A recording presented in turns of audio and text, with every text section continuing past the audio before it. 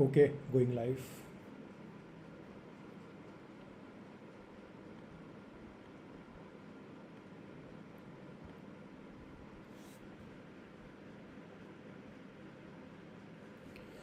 Hello everyone, I am Sanjay Gupta. I welcome you on Sanjay Gupta Tech School. Today, as you can see, we are having day 11 for Salesforce OmniStudio Bootcamp, and I have Abhishek with me. So Abhishek will be delivering last session for IP. So all the components are already covered. Three components are remaining, so he will be demoing them one by one, so that you can understand. And then in real-time scenarios, whenever in the projects you will be facing requirement of those components, so with the help of these demonstrations, you will be able to implement. Okay, so let's start with the session. So first, I want to request Abhishek so he can, if he can introduce himself, because I know in every session there are new folks coming in. So Abhishek, please introduce yourself. Yeah. So, hi everyone, myself Abhishek, and I am working as a Salesforce and Velocity developer in this Salesforce community, and I have overall of 5+ years of experience, and I am a Trailhead Double Star Ranger, and I have done some certifications on Salesforce like OmniStudio developer, CPQ specialist, PD1 Service Cloud, and administrator. And I have done several projects around Velocity slash OmniStudio. Specifically, if I say I have worked upon health insurance industry, I have worked upon telecommunication and industry CPQ. So that's all. Great. So this is something great, Abhishek, and it is like absolutely wonderful if people are learning from the person who is already certified and worked on lots of projects. So I know like people are, as I can see one comment, like people are eagerly waiting for the session. So I'm sure like they are learning a lot from these sessions. So all kudos to you, Abhishek. Yeah, thanks, Sanjay. Okay, so moving on to the next slide. So, if you want to become part of the community where lots of freshers and experienced professionals are connected, so you can scan this QR code. It is a Telegram group which you can join. And if you want to receive all the session reminders timely or other bootcamp related information, so you can follow Sanjay Gupta Tech School on YouTube, LinkedIn, Instagram, and Telegram.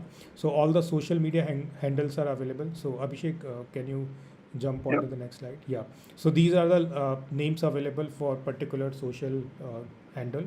And if you want to find all the session links together, so that session tracker is available in the description. And please share a review or feedback about the bootcamp, right? So with this note, like I want to hand over to Abhishek so that he can start with the session. Yeah. So thank you, Sanjay. And so till in previous session, if I talk about integration procedure, we have covered almost all the components or elements that integration procedure provides.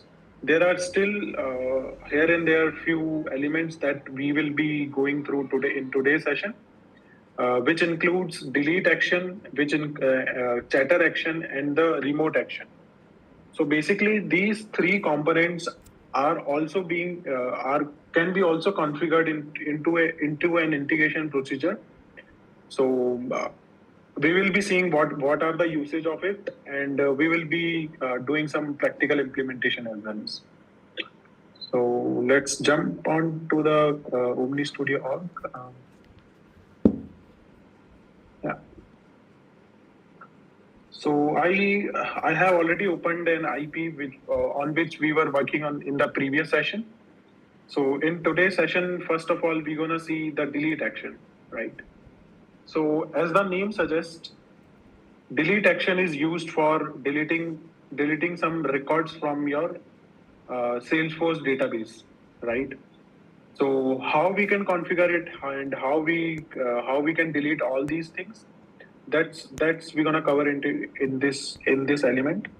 So as soon as I dragged and dropped the delete action into my structure panel, I can see first of all delete action name. Then there is a section where we can add as object to delete, right?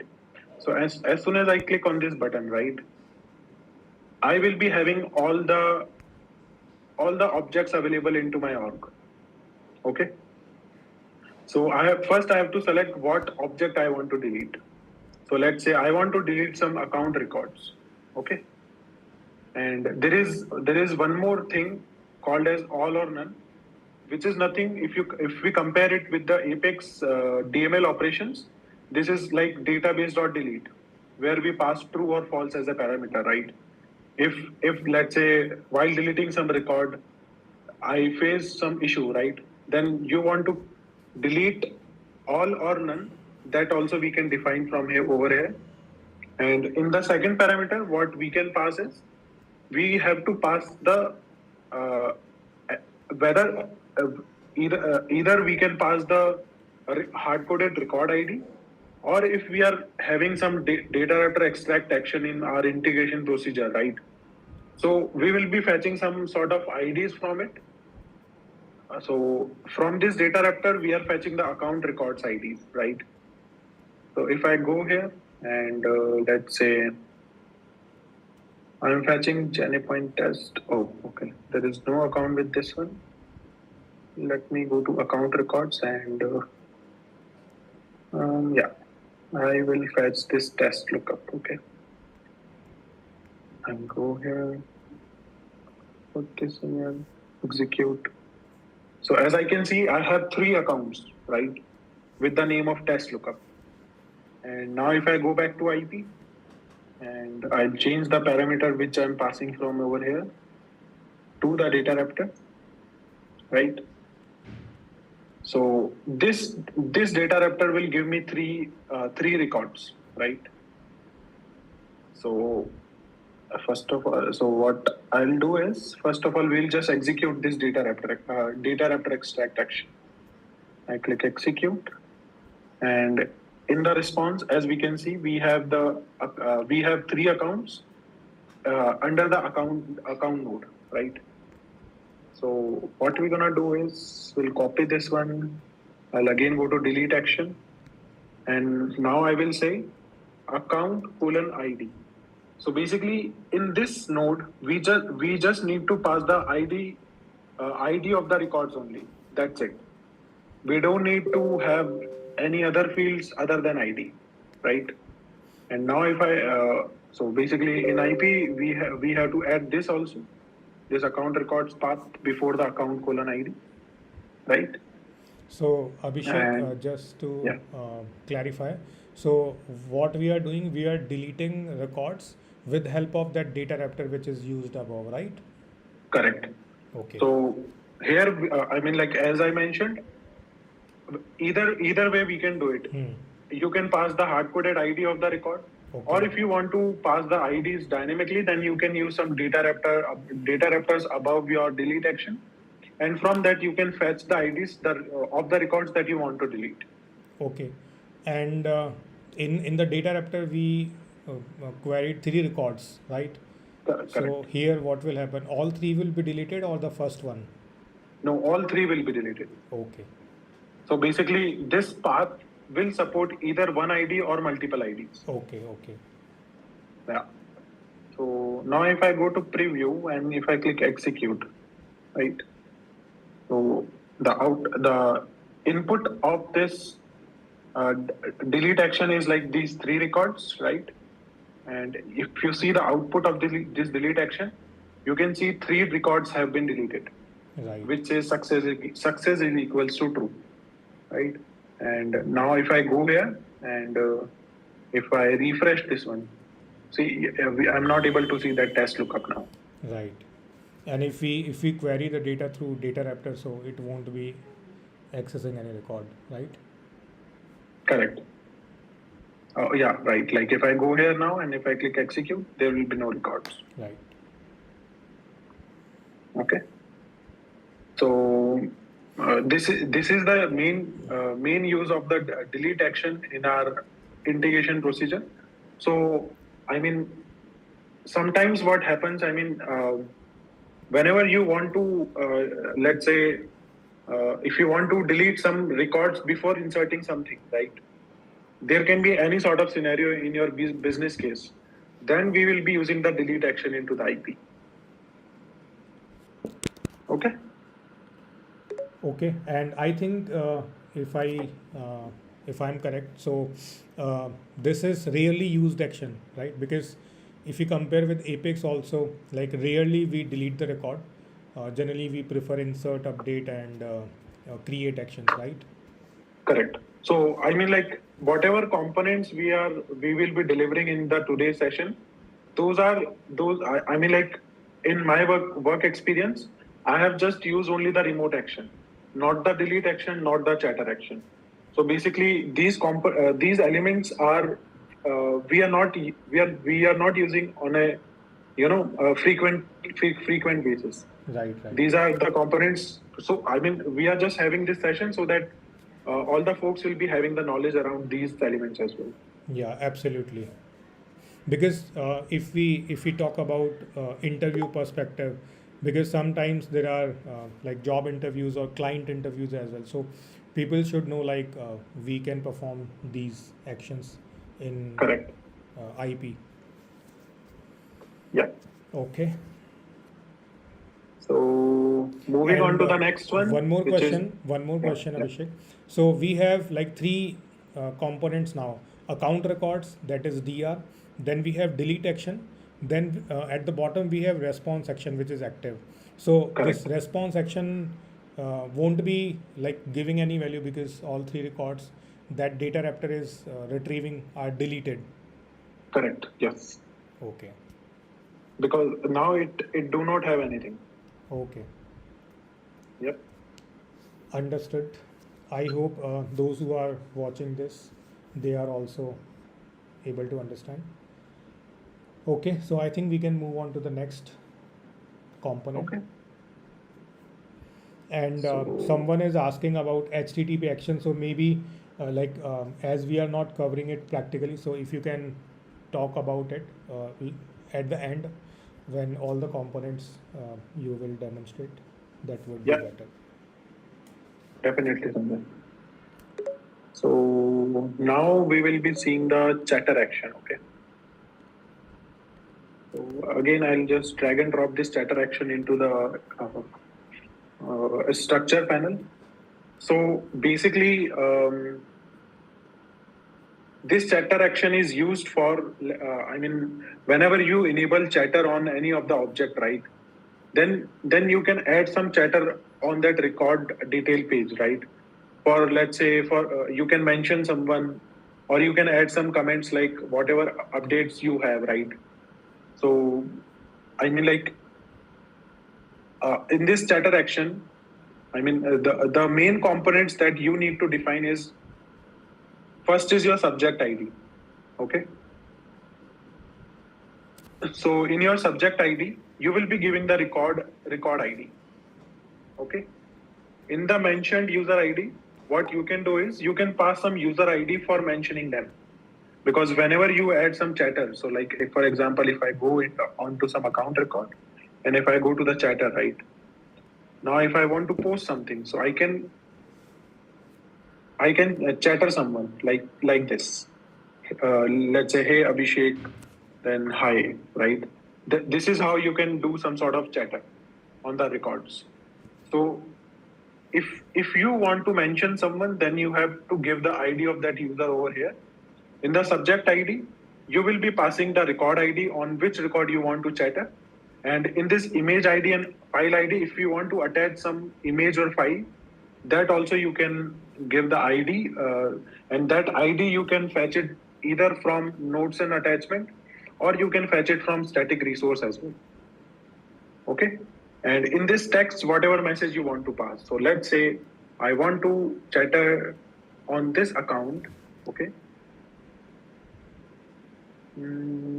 Okay, I'll go back to IP. I want to chatter like,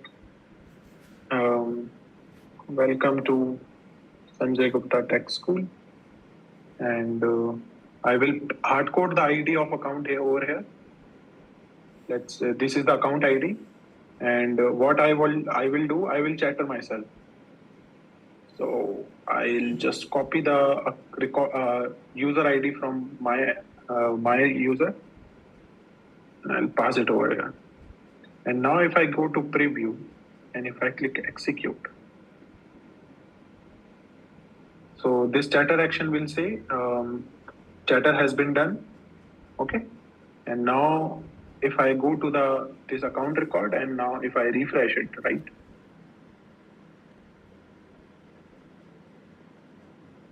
If I go to chatter again, so as you can see, welcome to SJTS Abhishek Agarwal. Right. This chatter has been done onto this record. So in the project or real example, we will be not Hard coding. we will be not hard coding this subject ID and user ID and all these things. We will be always having these IDs from whether extracted from the data raptor extract or from somewhere else. We can use some Apex action or anything. Okay. Okay. Yeah. Similarly, like we used in delete action. Correct. Yeah. And syntax will be like in percentage only, right? Percentage and then Yeah. data Yeah. raptor Over name, here then- you will. Yeah. Okay. Correct. Yeah. So this is the basic use of chatter action. So I don't think so there is much to cover. Yeah, I Right. think it is very easy, and how to use IDs dynamically we already covered in the delete action. So Correct. if someone wants to use it, they can do at their own. Correct. So now the last one is the remote action. Right. So this is the one that we still use frequently, and the reason why we use remote actions, because let's say if you want to do some sort of operation into your IP, which cannot be implemented with the configurations available into our integration procedure, then we have to call some Apex class. There will be scenarios when you will be working on projects. There will be scenarios where you won't be able to complete the whole requirement with the help of IP. You have to use the Apex as well.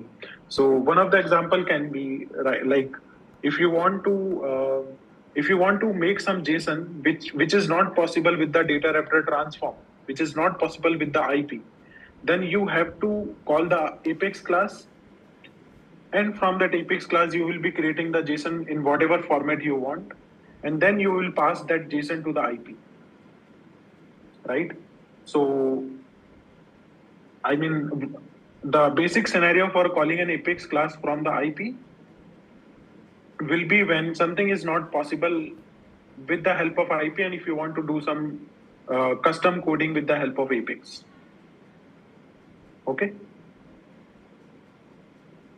So in the remote action, what we usually pass is in this remote class we will be passing the Apex class name, and in the remote method we will be passing the remote class method, which is in this remote class.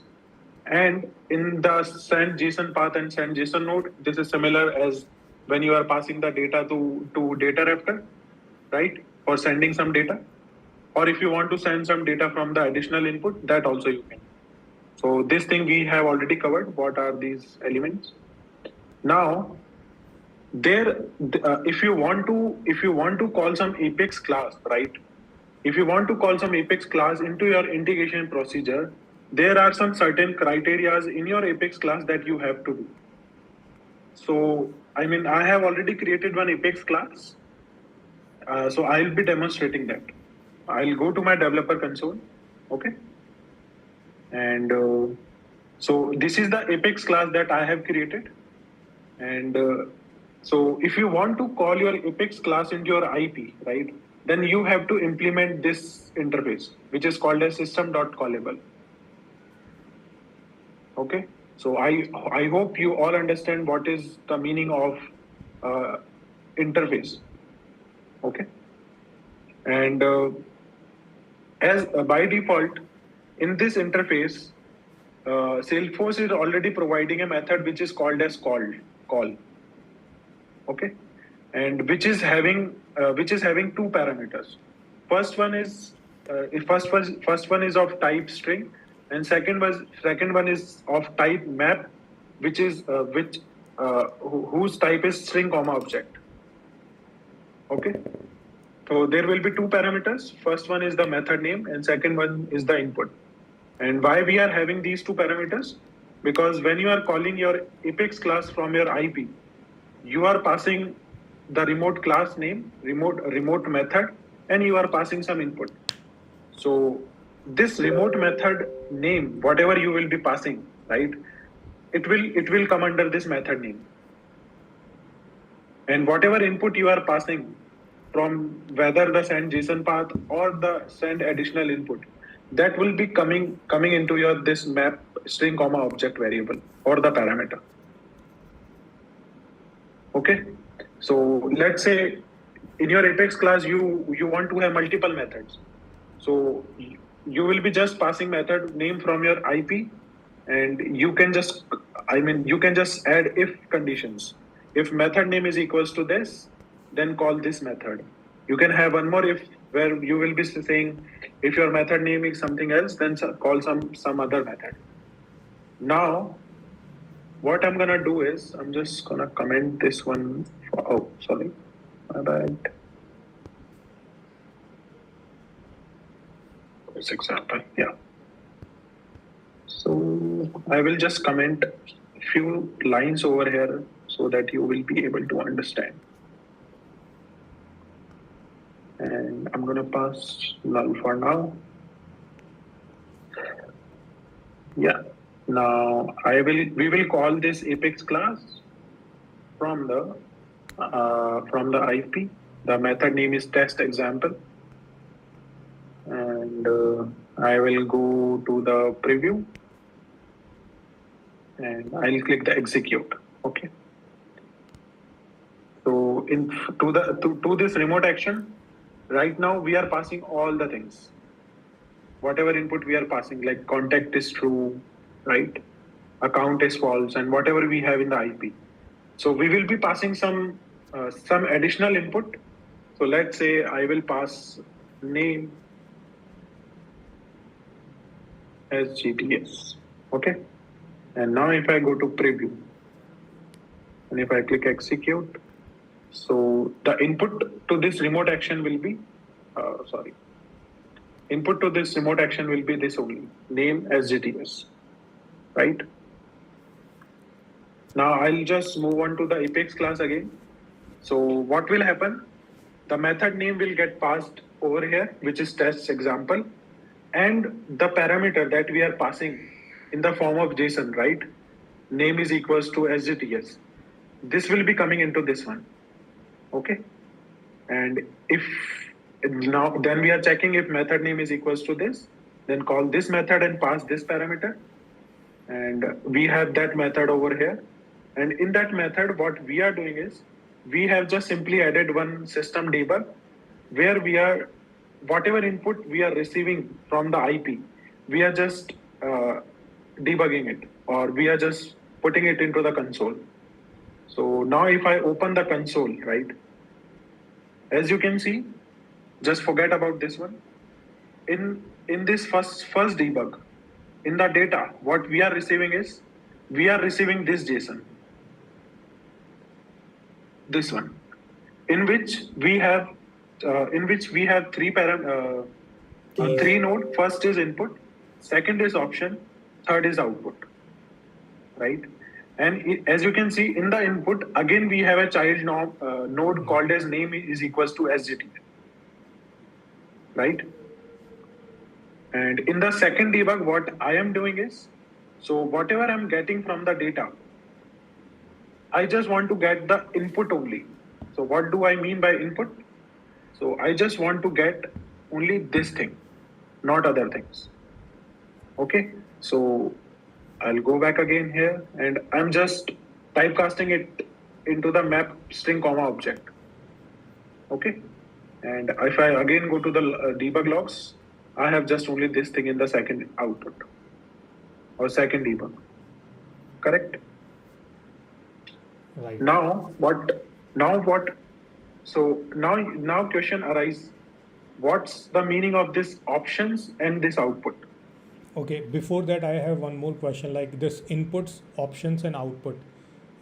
These node names will be always there, right? These node names will be always there. Okay, This is this is by default. okay. And Yep. from IP, like you passed method name, so that will automatically go to that first parameter always. Exactly. And whatever we are passing as an additional input, so that will go into the input. Come under this. Hmm. Correct. So now the other question arises when what do I mean with this option and this output, right? So if you are receiving any sort of input to your Apex class, you must be giving some output to your IP, right? If you are not giving any output to your IP, then how your IP will get to know that your Apex class executed successfully or not, right? So for doing that, what I have done is, so your IP only supports one data format, which is JSON. And your JSON can be converted into the Apex into this map format, where map string comma object is the data type, right? So I have created one map string comma object type of string comma object a map variable output, and in this output I'm just adding one node called as test11. So let's say I'm gonna call it as name, and I will pass this in this name. I'm gonna pass this SGTS, and let's say from Apex. Okay. So there will be two name instance available. So basically, there will be not two instance. That name SGTS is gonna get overridden. Okay, okay, okay. Okay, yeah, because here we are using this name as a key, and key will be replaced as per the Correct. map functionality. Correct. Okay. And the other thing is, I think Sanjay, you are getting confused. So what is happening? This name is coming into the input, Okay. and the name that we are creating into our Apex, we will be putting it into the output Okay, variable, okay, okay. which is this one. Okay, got it. So that input name will be separate and output name will be separate. Right. Exactly. So this we are sending back to the IP. Correct. So basically, so whenever you are passing any sort of input, right, to your Apex class, that will be coming under your input variable. Right. And if you want to pass some sort of output to your IP from your Apex class, then you have to set into your output variable. Right. So Understood. now in the next line, what I am doing is, in this variable we have a key Output. named as output, and in that output I'm putting this map, Right. right? And I'm gonna save it, and yeah. Now if I go back to IP and if I click execute, and if I check the output of this remote action, as you can see in the output, I have this name is equals to SJTS from Apex. Right. Right. So in real project scenario, what we usually do is we just receive some sort of input from the IP, and we do some sort of manipulation into our Apex, which we cannot implement into the IP. That's why we are using the Apex option. And then into the output option, we will give back that data to IP, which the functionality that we cannot build into the integration procedure. Right. So I think Sanjay, I will provide you this code so that you can add into your resource wherever Yeah. you are maintaining your resources. Yeah, So that- but before that, one more question, like, can we receive this output in the IP and use it? like where it will be available in IP? Yeah, okay. That's a good question, I think. Then let's say whatever you are receiving from your remote action, right? Now you want to use, now you want to pass it to your response action, right? So what you will be doing is, I will just delete this one, delete this one. Let's say output, sorry, output, and I'll just call it as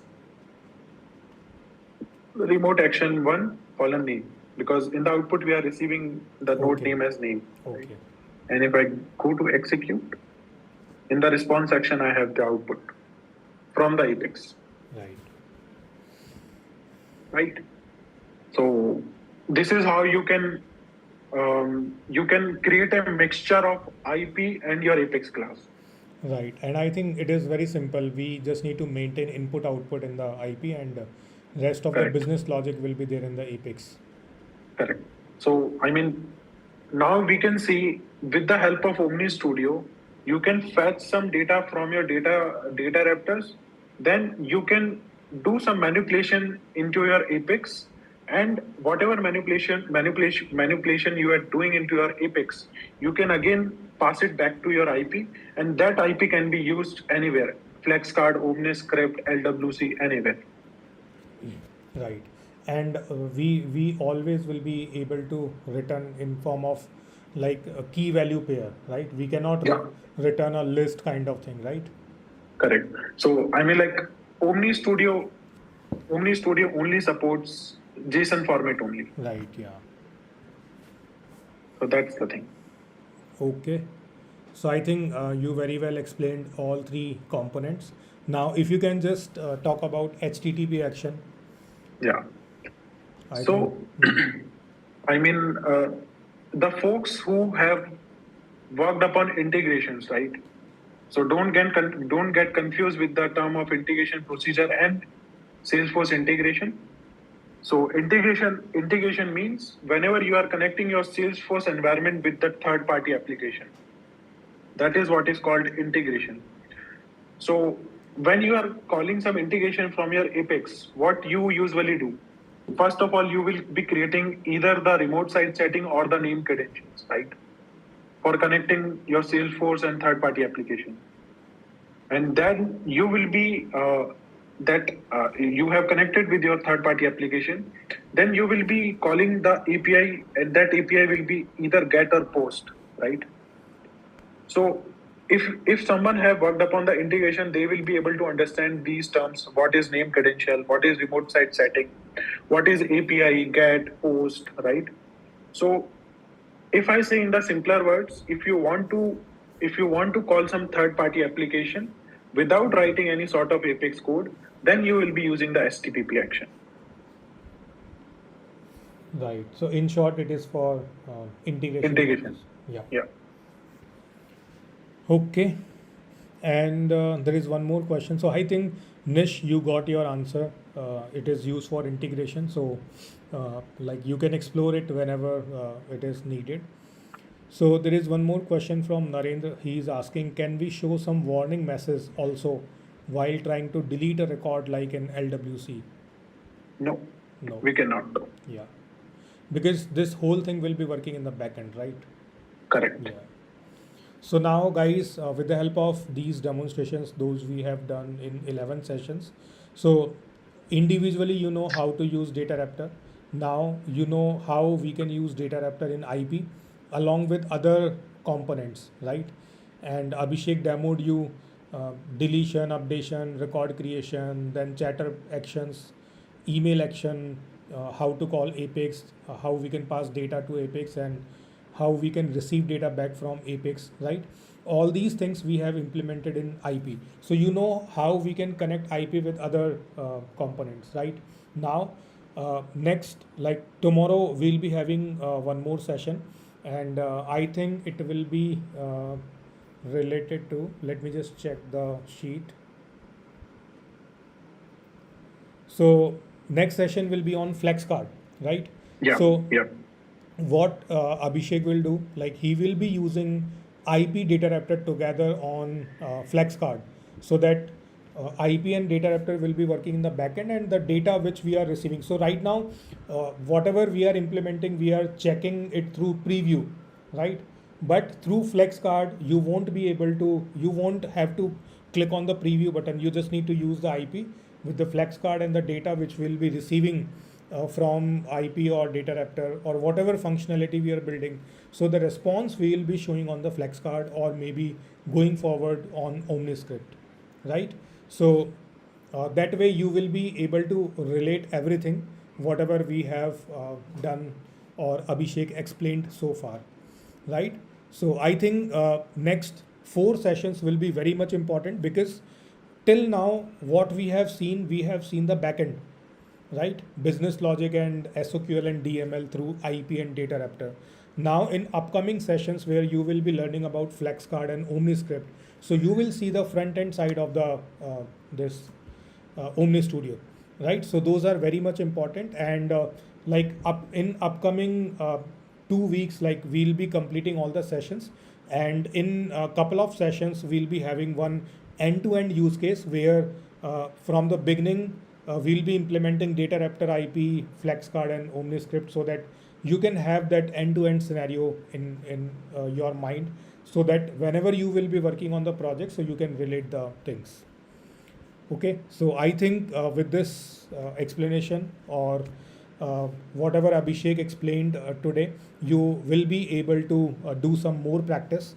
So implement all the actions individually, uh, going through the video, and test it in your org, right? Because without practice, you won't be able to understand the components those are available in OmniStudio, right? So do proper practice, and exercise questions we already shared. So whenever you need to improve your knowledge, you can just implement those. Okay, so tomorrow we'll be having one more session that will be on FlexCard. So please attend that, so that you will get to know how we can use IP with FlexCard. Okay, so with this note, like we are ending this session, and once again, thank you Abhishek for sharing all the insight regarding data raptor and IP so far. And I think in upcoming 5 or 6 sessions, we'll be completing this bootcamp. So I think by the end of this month, all the sessions will be delivered. Yeah. And then after watching all these sessions, people can prepare for certifications, and like whenever there's a requirement on the project, they can go through and learn things. Yep, definitely. Okay, so thank you so much for joining this session, guys, and those who are watching the recording, thanks to you as well. See you tomorrow with a new topic. Bye, everyone.